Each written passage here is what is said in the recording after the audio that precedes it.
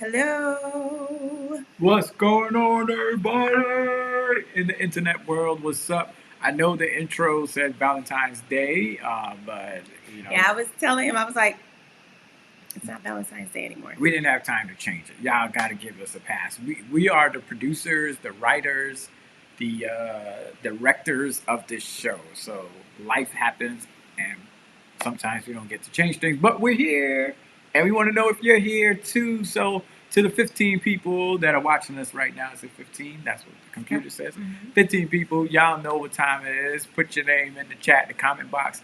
Like, share, go on our YouTube channel. And it was my YouTube channel, but we share it. We need.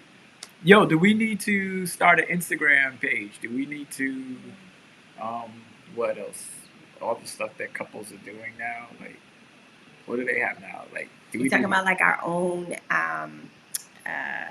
what is it called? Our own accounts? Yeah, own it.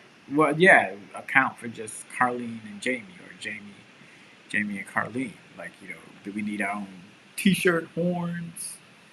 Maybe. That was just something that was never, I guess, talked about for us. Hey, Savannah James. She said that she loved my sermon today. Shout out to Savannah James. Sister James. Sister James. Let's give it a horn. All the way from Long Island. But I mean, she was watching Bethany. Yeah. I'm Yo. sure she was watching Bethany. What up, Marissa? Marissa Louis Jun. Am I saying the name right? But you get a horn. My homegirl from Instagram. We're Oh, nice. It's an Instagram. But buddy. I'm sure she knows, right? I believe you're from Brooklyn, right, Marissa? But Brooklyn's yeah, Brooklyn's in the house for Where sure. Brooklyn at? Where Brooklyn at? Where Brooklyn at? Super, super excited to have you guys with us today. Oh. What up, Crystal? What it do? Yerp. I love it. That's that New York talk right there. Oh my goodness. Okay, Jermaine A. Walker. What it do, Jermaine? You have that Brooklyn. Yeah, with the screen Flatbush. handle, the Brooklyn, back on that Brooklyn. He's on his bombs right now. BOMBS, Flatbush. So Okay.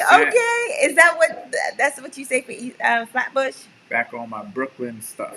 Okay. Bombs. I never heard of that, but Tiffany Llewellyn. Wait, before we go there, let's go to Sister Lewis. Shout what out. it do? Emphasis all the way from Manhattan. What train is that?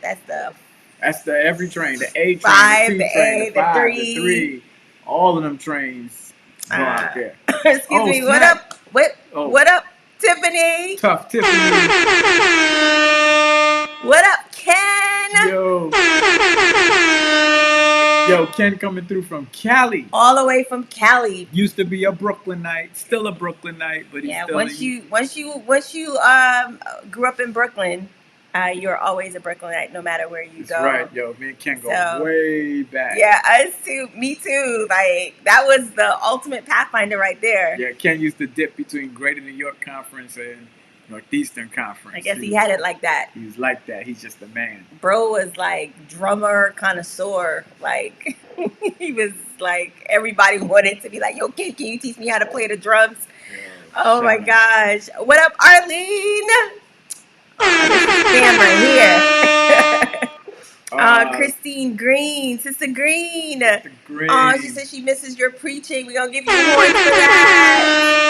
We miss you too, Leah Burgess. Oh, you gotta give her daughter a shout out. What up, Leah? What up, daughter? You gotta let us know your daughter's name, Leah, so we can give her a shout out and give her some horns too, because we know she likes it. Terry from GT. What up, GT?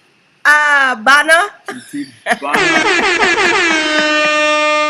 What it do, Terry? What's up?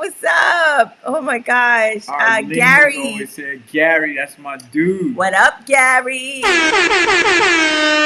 Here comes Gianna. Gianna, we haven't seen you in here for a minute. We missed you, darling. Yo, glad Gianna, that you are joining us today. She's doing her thing. Okay. That's where she been. She's doing her thing. She gotta do her thing. Okay. All right, I believe you for sure. I believe you for Exactly how sure. it is. So, guys, as you all know, thanks Arlene for definitely sending, uh, um, just sending me a message specifically asking how we were doing here in Texas. Mm. As you all as you all know, we have been this entire week has been crazy to say the least.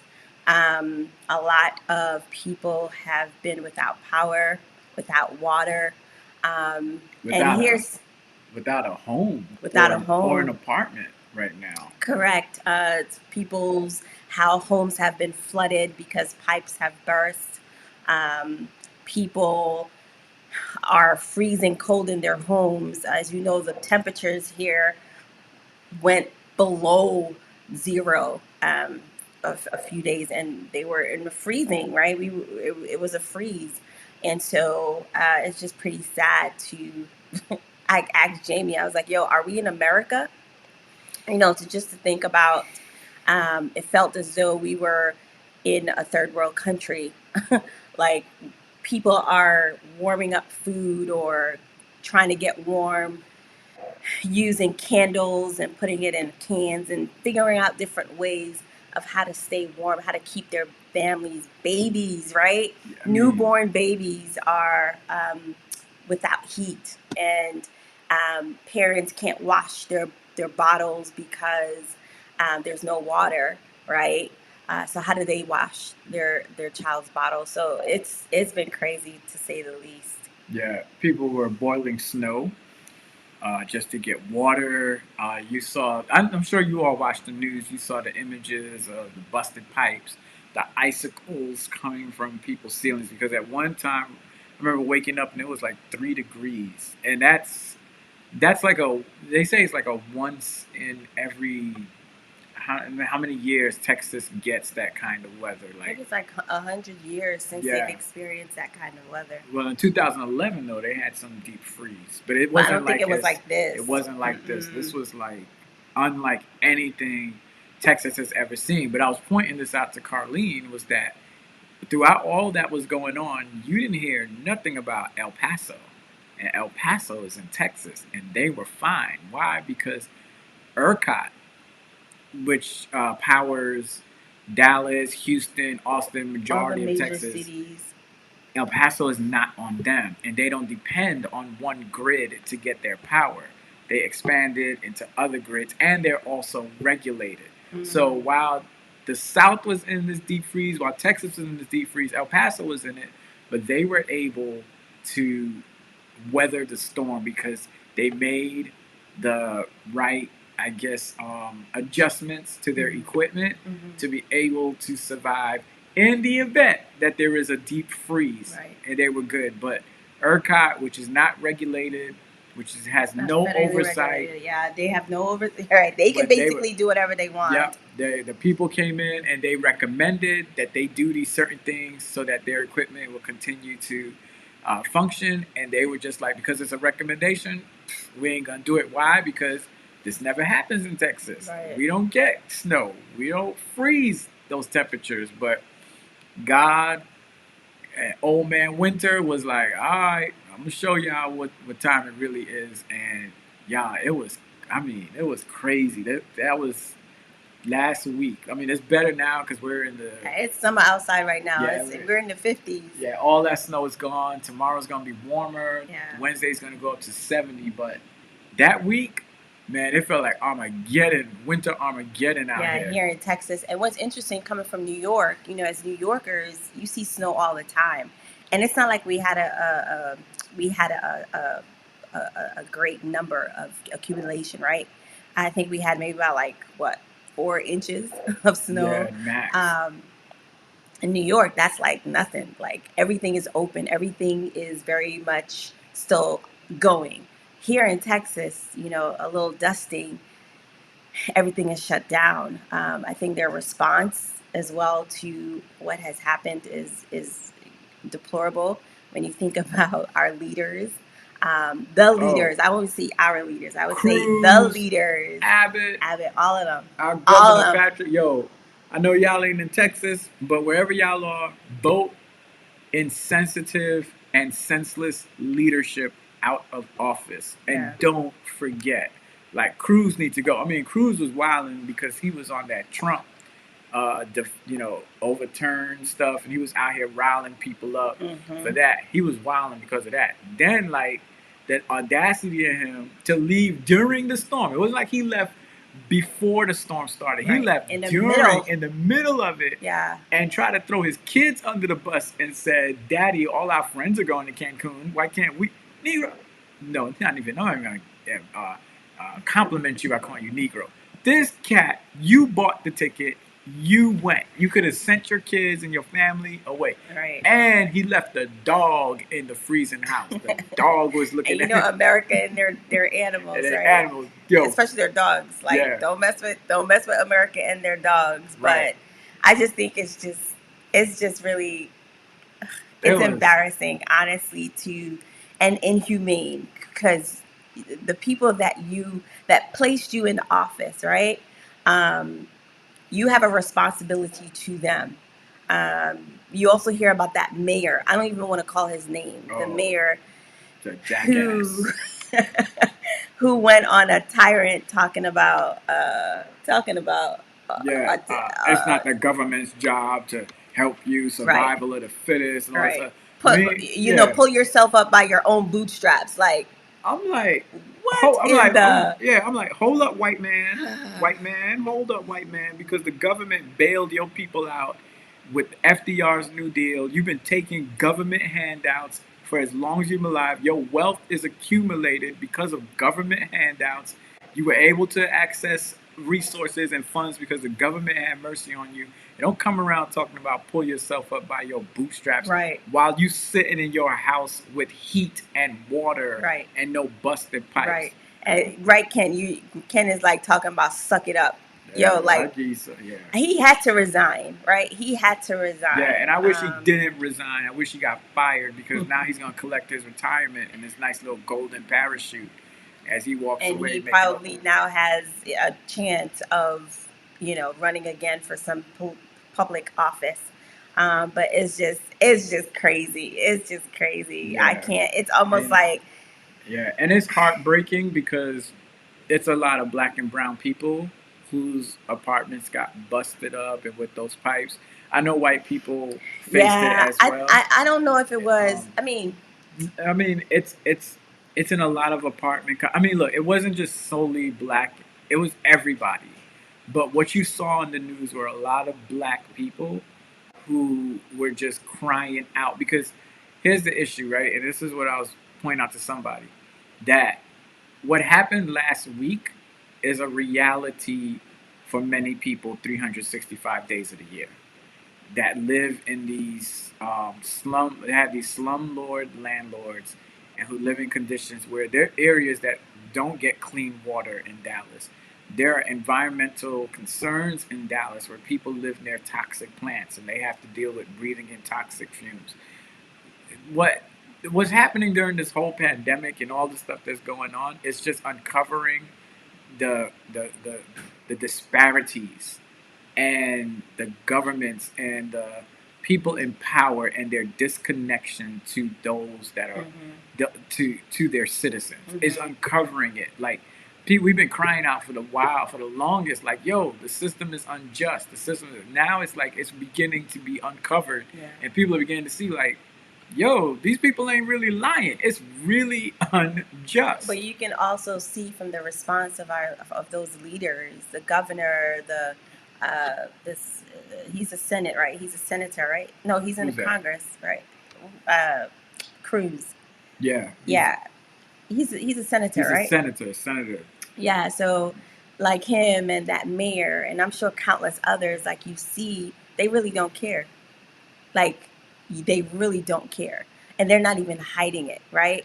Usually, I would hope that as a leader, you would try to sneak out, like, go fly out while it's like dark, right? Where there's no one at the airport. You probably have a private jet or whatever.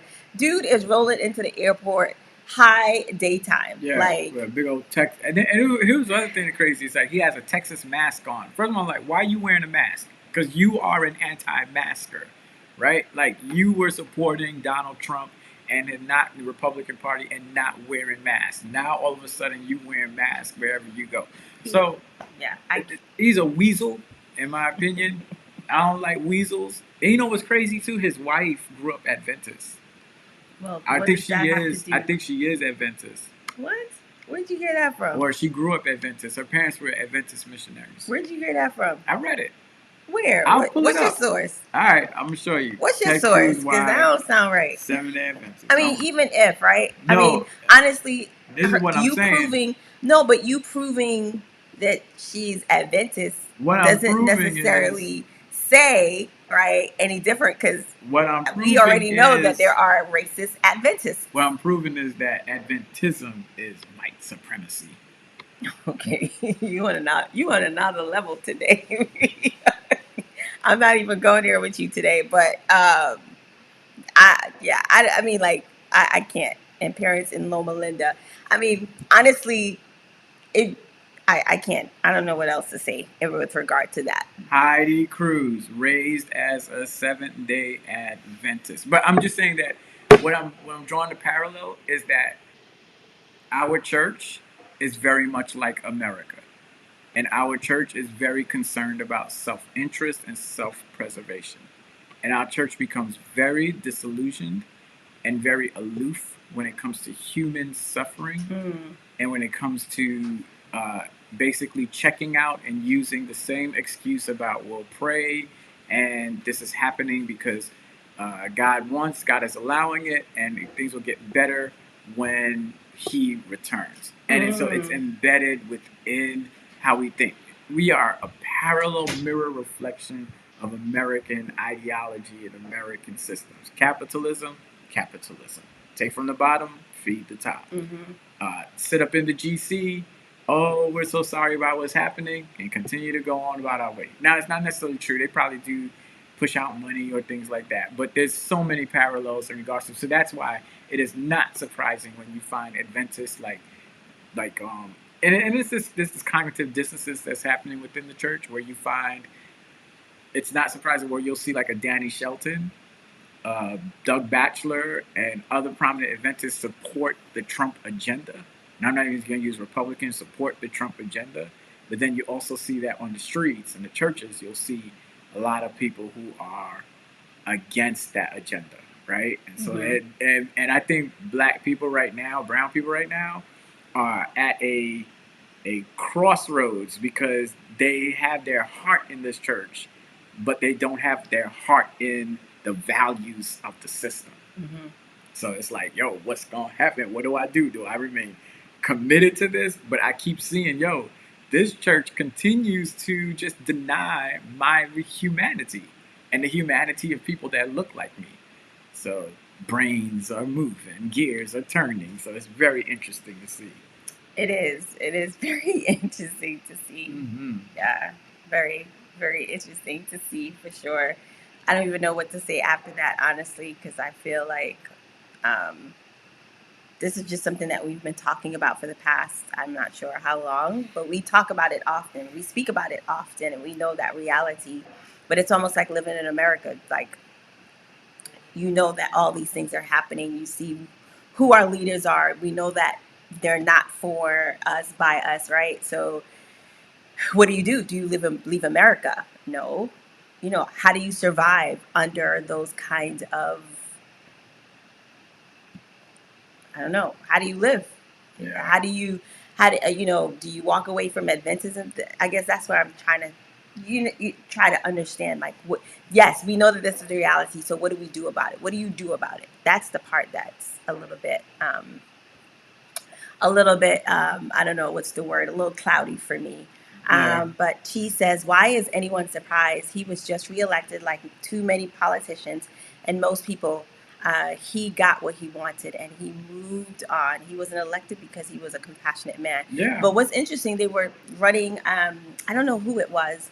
I don't know what news station we were watching, but they were talking about, in his, when he was trying to be reelected, his promotions, they were saying like, oh, he did this. He made sure that this he was here for for Harvey. Harvey and stuff like that, you know, and it's just so interesting. Yeah, and then he also criticized other leaders for going on, um, you know, going on vacation during a crisis or whatever. But look, a politician's a politician, right? Right. They play politics. They're going to say whatever it takes because all a politician wants is to get reelected. That's it. So they're always going to say what needs to be. So him coming back, the only reason he came back was because he was Caught. He was caught. Somebody caught him. That's why he came back.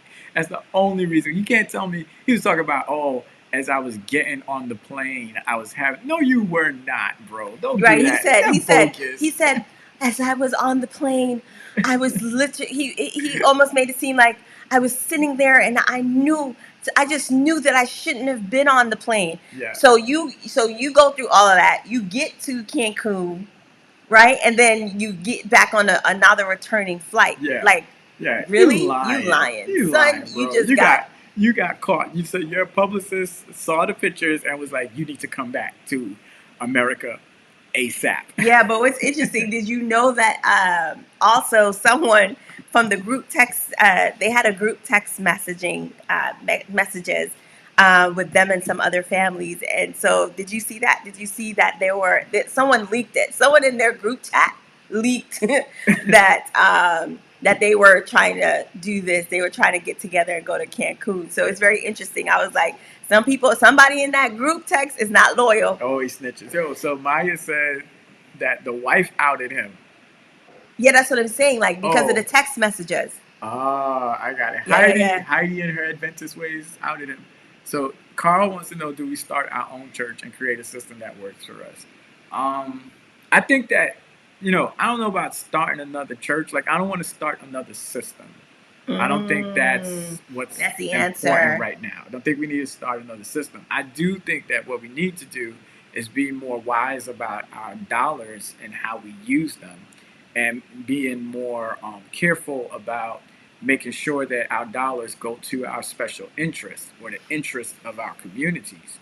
That's what I think is important, because you could start another system and it can mimic basically what you left, because that's what Adventists did. Like, Ellen White was a Methodist. She went to a Methodist camp.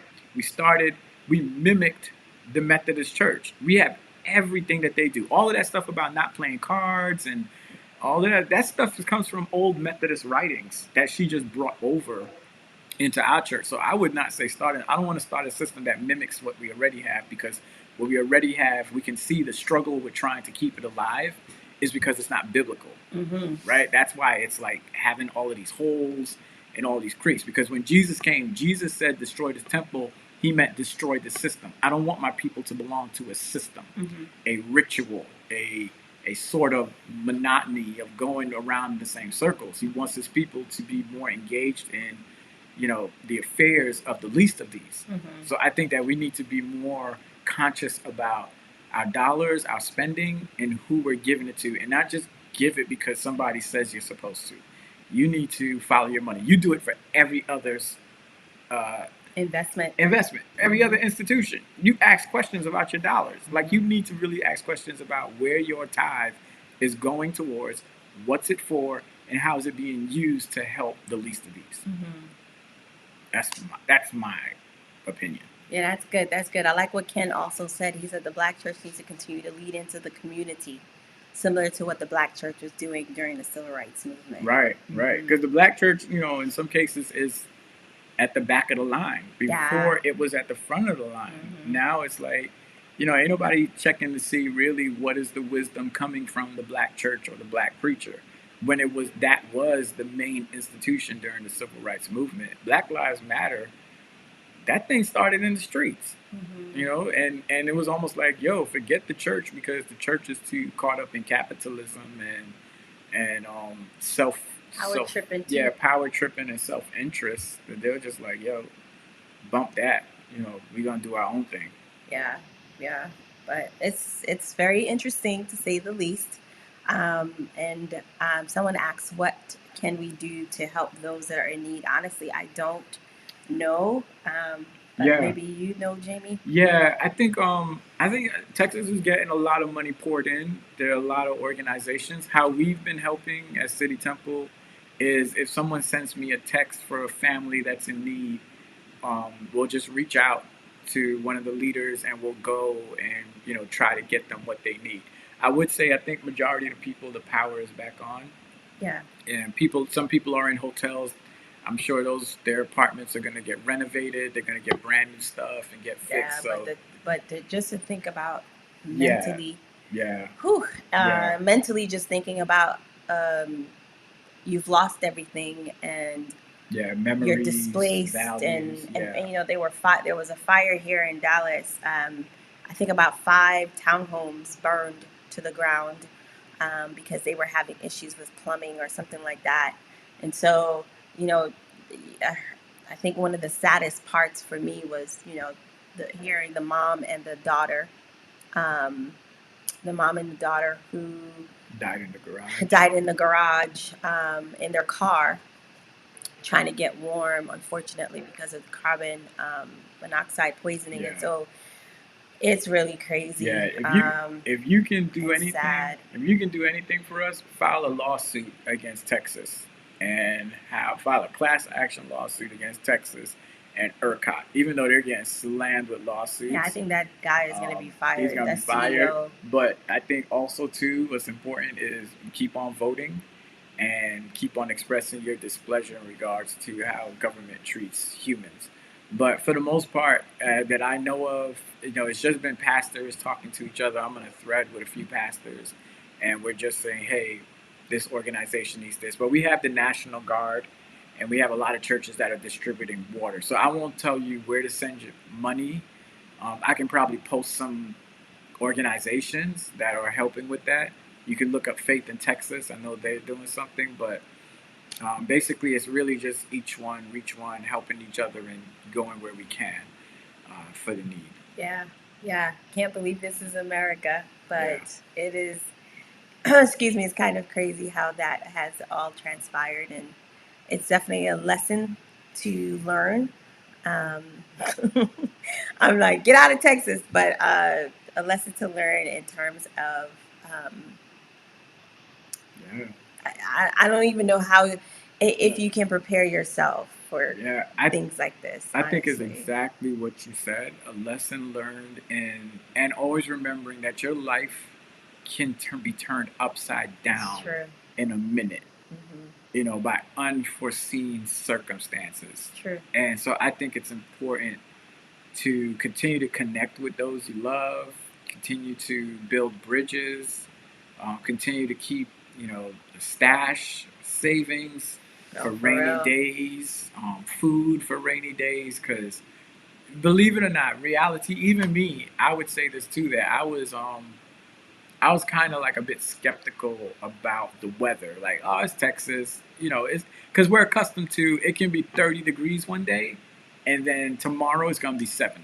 So you kind of take it lightly. But this week showed me that nothing is safe. Yeah. Like, And no one is safe except downtown Dallas, which was lit up for the entire time. Oh, And yeah. so you kind of ask yourself, there are people in darkness, and your downtown um, places are lit. Right. Which was crazy, right? So we have ERCOT, who produces the energy, and we have Encore, which distributes the energy, right? So Encore decided to do rolling blackouts, where they decided what communities and for how long they would have power just to conserve it. Here's what's crazy. Like you said, they had businesses downtown Dallas with their lights on. Nobody in there, power is still running. So the guy asks the Encore representative, like, people are saying, why is it that this business has power, but my home doesn't have it? This business is closed because of the pandemic. And so Encore gave this stupid excuse about, oh, we can't control that, about who we can turn off power to or what we can do. That's like different. So right now we just have, so the guy was like, okay, so if I don't pay my bill, you know how to target my address and turn off my lights and my electricity. But in the midst of a pandemic, or not a pandemic, in the midst of this whole thing, you can't say, X, I'm going to turn off X's electricity because that's a business. But once the moment I don't pay my bill, you already know they're gonna cut them lights off and they gonna They know how send to you that find bill. you. They know how to find you. So the whole head is sick. That's Yeah. what I gotta say. The whole head is sick. Yeah, it is very sad. Very, very sad and very, very sick. What up, Abram? Yo, Abraham. Good to Saw see you you, preaching last Abraham. night, boy. You doing your thing, man. But yeah, so it's just completely crazy to say Yeah. the least. But thank you to those that reached out. Facts. Of course, when you kind of going through these natural disasters, you kind of think about the blessing, right? The blessings of the fact that we didn't lose power and we did not have to go without water or without anything. The only thing, of course, we didn't get to go to the grocery store before.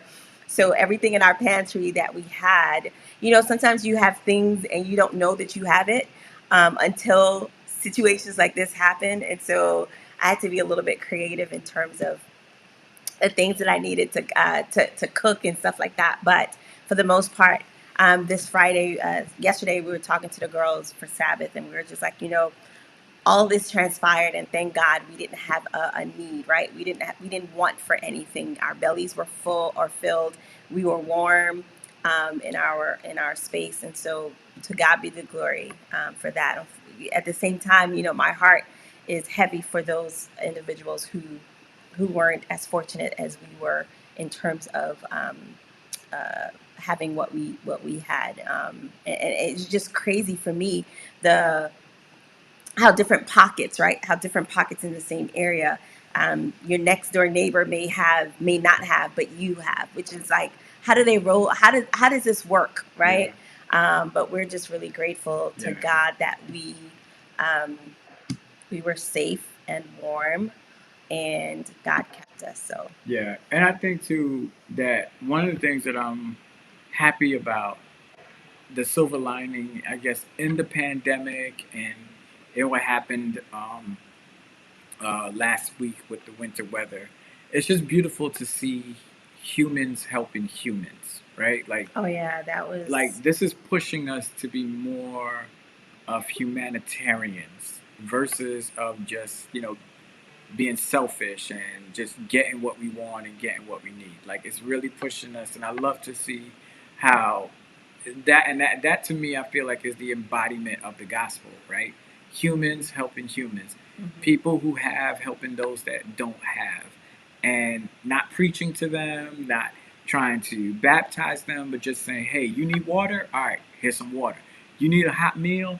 Here's a hot meal. Like we had restaurants that opened up in Texas and just started making food for people. Yeah. Free food. That's the gospel in my opinion, right? It's not all about the rules and the teachings that people want you to do this or do that. It's just really just, how do we become the hands and feet of Jesus and help those in need? And so those are some of the things that we take away from it, and put that we try to instill that value in our children, right? Yeah. Like we want our daughters to know that your purpose on earth is to inspire others. That is what your purpose, and your purpose on earth is to serve others. And so what you learn, everything you do, they may look at us like a little crazy at times. Yeah, they do look at us crazy, But especially as both of them. Actually, Right. I won't say especially one or the other. They both look at us like, Right. But we know that we have to do everything we can to counter what they see on TV and what they read, because TV pushes that capitalistic gotta get more. They ask us questions like, why aren't you famous? Are you a celebrity? Or more money and stuff like that, because that's what that TV pushes in their brain and those shows. And so we know that we have to do everything that we can to counter that with a different message and to let them know that's not real. This is what's real. So, yeah, because but that's the popular, right? It's popular to have money. It's popular to kind of live for yourself, right? Live in your own bubble. But it's unpopular when you think about living for others, living to help others, right? We always say in our house, if you choose to go to college, right? For us, we're kind of having them.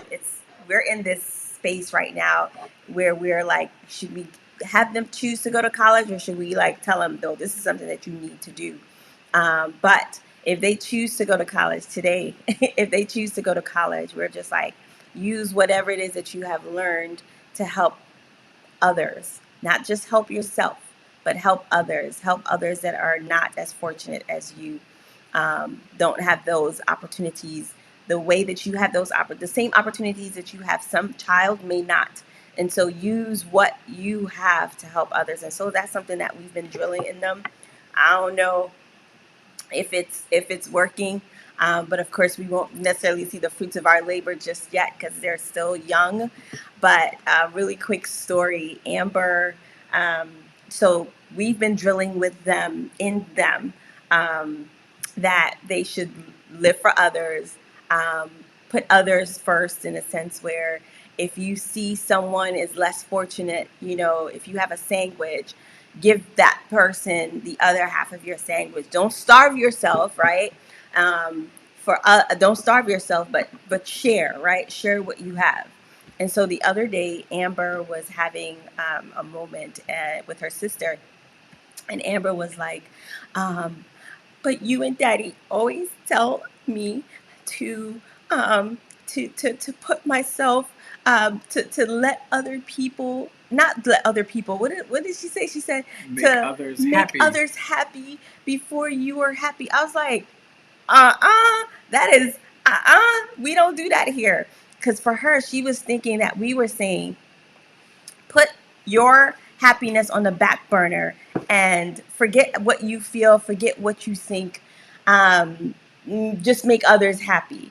And so it's just so interesting how, as parents, you really have to keep fine tuning those messages because they're over here walking away thinking, she's over here thinking, I need to make others happy before I make myself happy. And I'm just like, no, girl, do not do that. Do not sacrifice your happiness for other people's, right? For other people's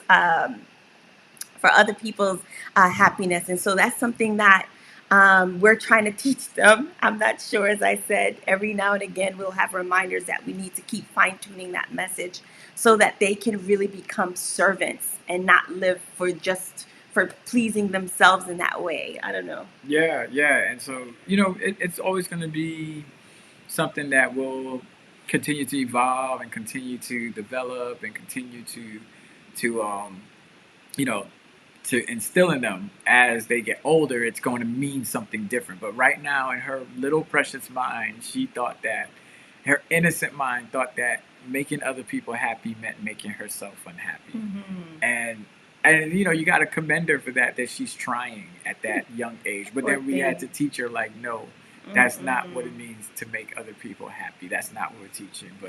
But yeah, that's what we wanted to let her know. But I got to step. We had a short show today. I'm sorry, but I told Carlene she can carry the show for the next 30 minutes all on her I'm own. good. I'm sure I can, but I'm good. I'm actually good. All right. So look, family, we have some things we want to talk about. We still going to talk about relationships, our family, our wedding, and we still got to talk about your boy Chris and Paige with Married at First Sight. Side eye. Yeah, let me say, I don't feel sorry for neither one of them right now. Before last week, we were feeling sorry for Paige, y'all. But today, after we watched the show on Thursday, was it? Yeah, whenever we watch, because we catch the replays. So I don't feel, and I'll tell you why when we come back. Yeah, as well as next week, we want to talk about um, something that in our relationship that we learned this week, that we wished we could have spoken to you guys about it today, but we won't be able to have the time to talk about it. But in marriage, it's crazy, right? One minute you feel like you're good, and then the next minute you're just like, I have some questions, I have some wonderings, I have some issues that I feel like we need to talk through, right? And so I definitely think that it's so sad, it's so messed up that he has to go, but Yeah. we wanted to be consistent, right? We want to be consistent in showing up for you guys because we really enjoy this space with you guys. So hopefully next week, right, Jamie? Yeah, next week, hopefully. Are you sure? Yeah, I'll make sure. I was poor planning this week, and I'll make sure we adjust the schedule so that we get our full hour. Yeah, because we need to give you guys share with you guys a little bit of what's been happening in our home, as well as what's been happening with Paige and Chris. Yes, and even the other couples too. So, yo, I'm sorry we got to step. We so glad that y'all are here. Thank you, Carl, that you like the sweater. Thank you for being there. But this Jamie is Carlene, and we're doing good. And we'll let you know what you can do to help the folks out in Texas. So, yes. This is us. Peace. Peace.